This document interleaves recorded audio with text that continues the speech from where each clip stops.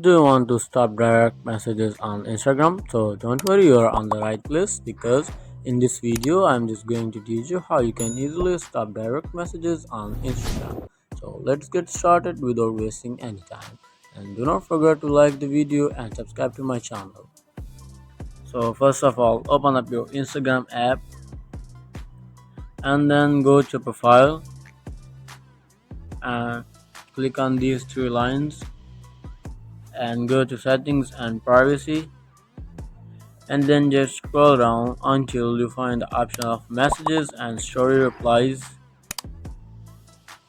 and after that just click on message controls, and then here you see your followers on Instagram, and what you all have to do is just choose don't receive requests.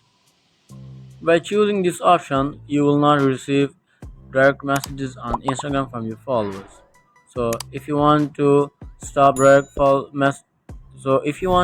direct messages on phone number, Facebook and messages also, in this same method you can also do that too. And now that's your choice on which you want to stop direct messages. So this is how you can easily stop direct messages on Instagram from your mobile phone. So if you like the video, please subscribe to my channel. If you have any question about the tutorial, just leave me a comment below.